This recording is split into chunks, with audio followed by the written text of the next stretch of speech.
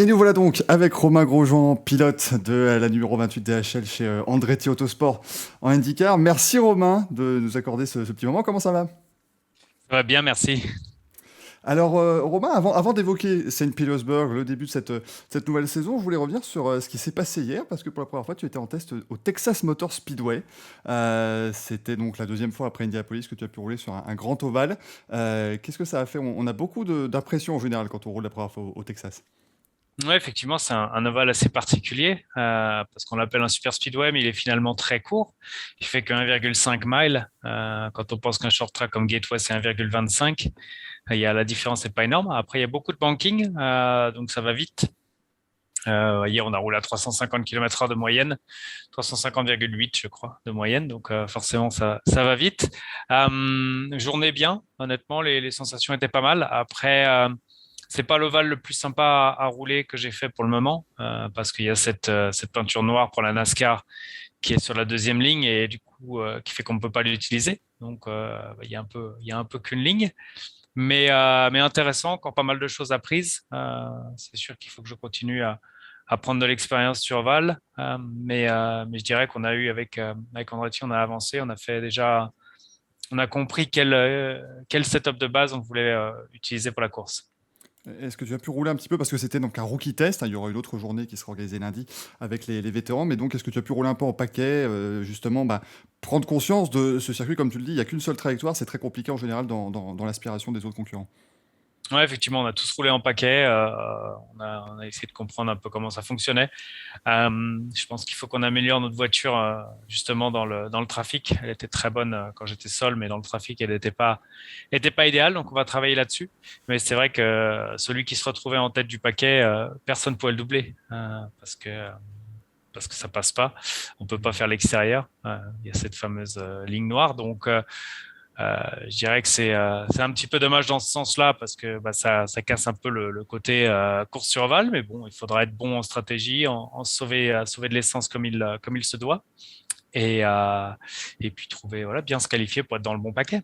Ouais, effectivement, ça risque d'être comme les dernières années au niveau du Texas. Ce week-end, donc à Saint Petersburg, c'était l'ouverture de la saison d'IndyCar avec une place dans le top 5 à l'arrivée. Romain, on a sorti quand même un bon week-end avec de bons résultats des premiers essais libres. Quel est ton sentiment, toi, par rapport à ce week-end? Ouais, c'était un bon week-end. C'était un bon week-end. Après, on a manqué de performance en course. Je pense avec mon ingénieur, on a clairement trouvé ce qu'il se passait. Après, c'était une nouvelle voiture pour moi, pour lui aussi. C'était une première course. Donc, je dirais que quand on est un peu en difficulté de performance, comme on l'est, alors tout est relatif, hein, mais on n'était pas aussi performant qu'on l'aurait voulu ou qu'on était en essai libre 1 sur dimanche. Mais je pense on sait déjà ce qu'il faut faire pour les prochaines courses, donc on va travailler dans ce sens-là.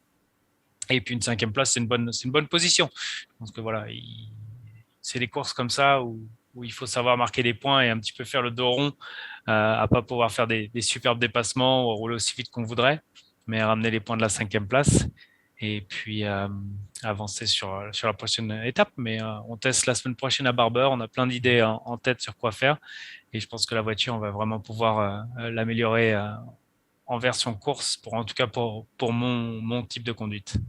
C'est intéressant ce côté justement de toute nouvelle voiture parce qu'effectivement c'était déjà une Dallara Honda chez Dale Coyne, mais on sent, on en parle aussi avec Simon Pagenaud, il y a vraiment de grandes différences dans toute la manière dont les équipes traitent en fait ce package commun. Ouais, effectivement, il y a une grosse différence. Ça joue beaucoup sur les amortisseurs. C'est la seule pièce qu'on a le droit de travailler, sur laquelle on a le droit de travailler en IndyCar. Donc, c'est vrai que chacun crée ses amortisseurs qui sont assez complexes. Donc, c'est là où les grosses équipes ont un avantage sur les plus petites. Mais ça fait que la voiture, elle est très différente à conduire. D'ailleurs, quand j'ai vu les premiers setups chez Andretti, j'ai fait un bond sur ma chaise en disant mais comment c'est possible de rouler comme ça? Si on avait essayé ça l'an dernier, ça n'aurait jamais fonctionné. Et puis au final, ça fonctionne parce que les amortisseurs sont faits différemment et parce que la voiture se comporte différemment. Donc c'est intéressant d'avoir ça, c'est intéressant d'avoir l'expérience de chez Dale Coyne parce qu'on avait à certains moments une très très bonne voiture. Donc voilà, on va travailler là-dessus. On va essayer de prendre le meilleur de l'an dernier sur certains circuits et puis le meilleur d'Andretti sur d'autres, parce qu'ils étaient extrêmement rapides. Tu viens justement chez Andretti avec ton ingénieur, hein, Olivier Boisson, qui était déjà avec toi l'an dernier. Est-ce que c'était quelque chose d'important dans la prise de décision, justement, pour donner cette continuation à ta carrière en IndyCar? C'était important d'avoir Olivier avec toi, de pouvoir continuer avec ce que vous avez bâti l'an dernier? Oui, bah, avec Olivier, on a une belle relation, on est devenus proches. L'an dernier, on a vécu une superbe année. Euh, voilà, il y a des fois comme ça dans la vie, vous rencontrez des gens avec qui ça se passe super bien, avec qui vous avez envie de continuer. C'était le cas avec Olivier. Donc c'est vrai que lui, il avait envie d'un changement dans sa carrière. Moi, j'ai eu la chance d'avoir une offre d'Andretti qui est une des plus belles équipes du plateau. Andretti est ravi d'avoir recruté Olivier aussi parce qu'il a une belle expérience, il a une belle expertise et il a des très belles idées qui sont intéressantes pour l'équipe. Donc honnêtement, sur l'ensemble du truc, on est tous super, super contents. Bah, c'est déjà très positif, évidemment. On a aussi eu les résultats du sondage commandé notamment par l'IndyCar et par Motorsport Network, et on a découvert eh bien, que Romain Grosjean est le pilote préféré des fans d'IndyCar, sans avoir même fait une saison complète. Est-ce que c'est quelque chose qui fait chaud au cœur de voir cette reconnaissance des fans aussitôt? Ouais, c'est un truc de dingue. C'est un truc de dingue et Saint-Pete, là, il y en avait vraiment beaucoup de personnes. C'était top de voir autant de public sur un week-end de course c'est vrai qu'encore une fois, les gens sont adorables. Enfin, j'ai un soutien qui est extraordinaire sur les courses. Donc, ouais, c'est une superbe expérience. Pour moi, c'est vraiment un truc auquel je profite et je suis très heureux. Est-ce que tu as conscience aussi, Romain, d'avoir vraiment donné l'envie à beaucoup de gens de suivre l'IndyCar parce qu'on voit que ça, il y a eu un boom assez fou, notamment en Europe, bien évidemment. C'est quelque chose dont tu prends conscience et qui fait plaisir aussi. Ouais, ça fait plaisir. C'est vrai que IndyCar n'était pas forcément super connu alors ça reste loin des audiences de la Formule 1, Mhm. mais je pense que quand on regarde une course d'IndyCar, hormis quelques petits détails, notamment sur la réalisation ou l'explication des stratégies qui est pas toujours simple à comprendre, les courses sont folles. Il se passe toujours quelque chose. On ne sait jamais qui va gagner jusqu'à la fin. Euh, donc oui, c'est vraiment des courses sympas quand on aime le sport automobile. C'est vraiment des courses sympas à regarder. Et puis après, l'an dernier, en France, il y a eu le documentaire fait par Canal+, Anton Arlo Road Trip, qui montre un peu le derrière de la scène en IndyCar. Et finalement, qu'on est des passionnés qui nous retrouvons sur les week-ends. Alors certes, on fait un métier très professionnel, mais on profite aussi des belles choses de la vie. C'est une chose qui était importante pour toi justement après la Formule 1 dans cette arrivée en IndyCar, c'est de retrouver aussi cette ambiance qui est un peu plus confraternelle, on va dire. Effectivement, on se retrouve voilà, en dehors avec les motorhomes qui sont tous garés les uns à côté des autres. Ouais, c'est très sympa de se retrouver avec les motorhomes, de partager avec les pilotes, d'avoir une communauté comme ça. En piste, clairement, c'est chacun pour soi. Mais une fois que la course est terminée, voilà, on profite, on se retrouve et moi j'aime ce sentiment. Eh ben, super, on va terminer Romain avec quelques questions qui nous ont été posées par les viewers du Racing Café sur Twitch. Alors on a Hyperdriver qui nous demande tout simplement sur les circuits que tu as déjà pu évidemment tester en IndyCar et sur lesquels tu as pu courir, lequel est ton préféré pour le moment? Ah, pas simple parce qu'il y en a beaucoup qui sont vraiment sympas. Honnêtement, l'an dernier, je les ai quasiment tous aimés. Après, j'ai un petit faible pour Road America Mhm. parce que j'adore le Wisconsin. J'ai l'impression de me retrouver un peu en Suisse avec ses prairies vertes, ses vallées et puis le lac. Et puis le circuit est assez cool. Ouais, c'est vrai que c'est un peu le Spa-Francorchamps américain pour beaucoup C'est ça. Américains, avec beaucoup de longues lignes droites, très sympathique. Dark Joker qui vous demande si tu en avais eu l'opportunité, est-ce que tu aurais voulu rejoindre l'IndyCar peut-être plus tôt dans ta carrière? J'aurais certainement eu l'opportunité. Après, honnêtement, j'y avais pas pensé.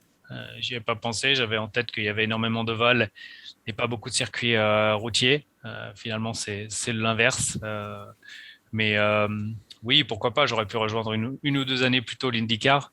Après, je l'ai rejoint là et il me reste, je vais avoir 36 ans et on voit Scott Dixon qui a 41 ans et qui est pas qui dit qu'il est pas prêt d'arrêter. Donc, c'est la beauté ici, c'est l'expérience est extrêmement importante.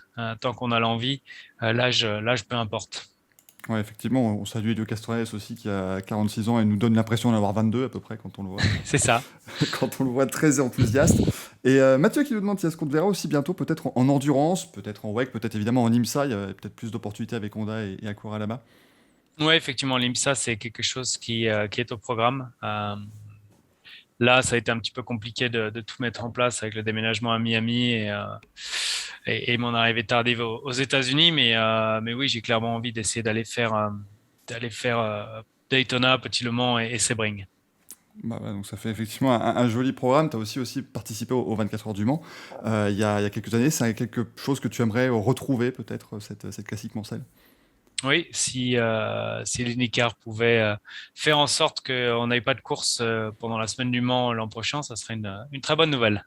Ouais, effectivement, ça faudra changer le calendrier. C'est vrai qu'il y a beaucoup de courses en juin, juillet, août.